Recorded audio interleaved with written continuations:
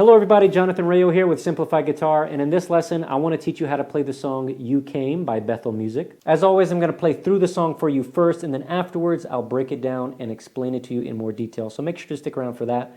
For now, let's go ahead and play through the song.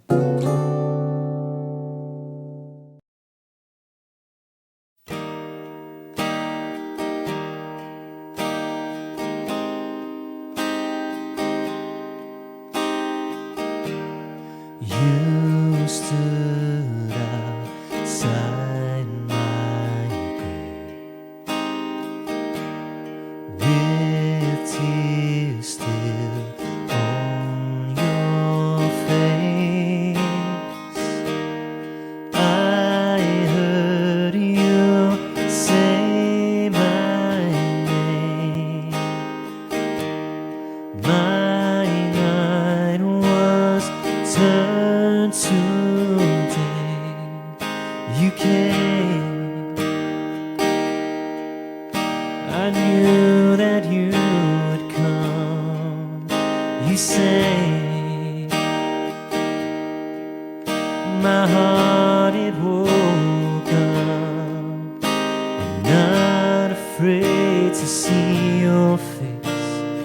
I am alive. You came. I knew that you would come. You said death's only sleeping. With one word my heart was beating. I rose up from my grave. My fear was turned to faith. You came. I knew that you would come. You sang.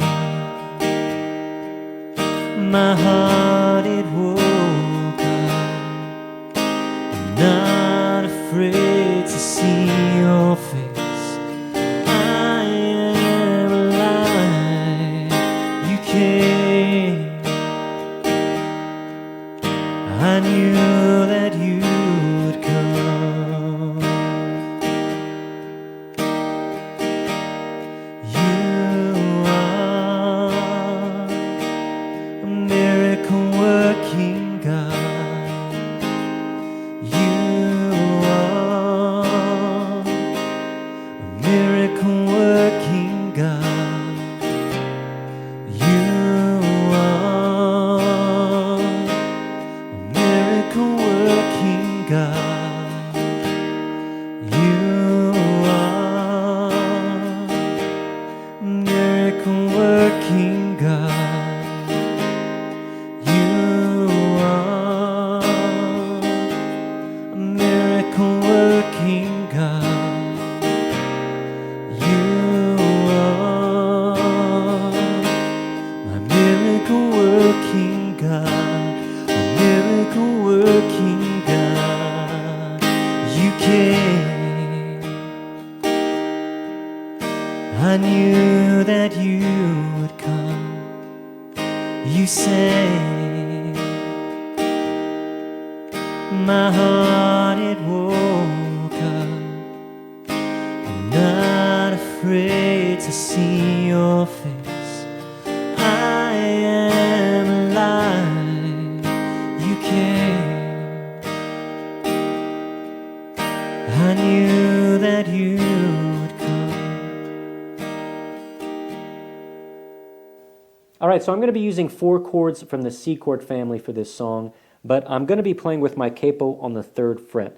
So I'm going to be in the key of D sharp or E flat, even though I'm using the C chord family chords. And I'm playing it with my capo here just to make it easier for me to sing. So the first chord we're going to be playing is the C chord, and I'm going to play it like this. And for the C chord, I want to make sure to start my strumming on the A string and avoid playing that low E string. And then from the C, I'm going to go to an F over C. And to do that very simple transition, I'm just going to put my pinky down on the 3rd fret of the D string, and then I'm going to take my 2nd finger and move it down a string to the G string, and that's it. It's a very, very simple transition. It's a very similar shape to the C, so it makes transitioning a lot easier.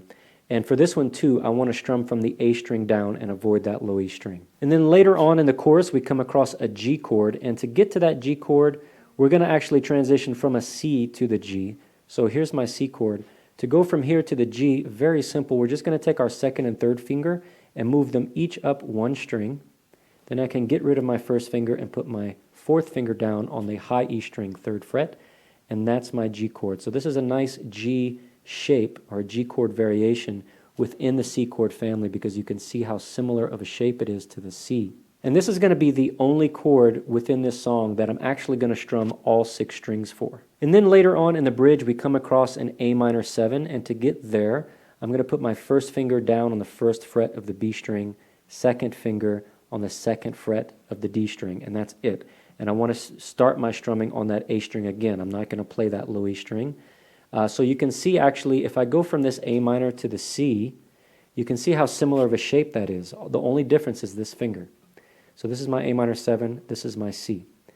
So again, we're looking at chords here as a family unit, because you can see how easy these transitions are because their shapes are so similar to one another. For strumming, we're going to be using the driving pattern, which is a nice simple 4-beat strum pattern. We're going to have 4 down strums with an up strum added after beat 4, and then we're going to repeat the pattern. We also want to remember to put emphasis on beat 1 and 3. That's very important. We need those dynamics.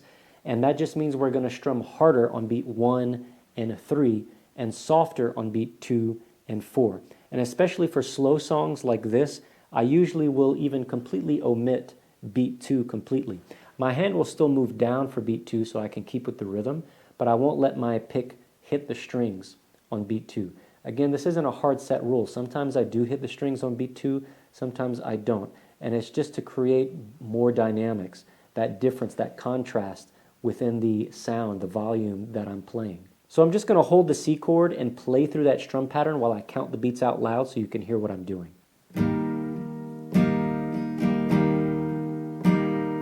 1, 2, 3, 4, and 1, 2, 3, 4, and 1, 2, 3, 4, and 1, 2, 3, 4, and 1, 2, 3, 4, and 1. All right, I hope you enjoyed this lesson. If you did, please give it a thumbs up and don't forget to subscribe to the channel, and I hope to see you in the next lesson.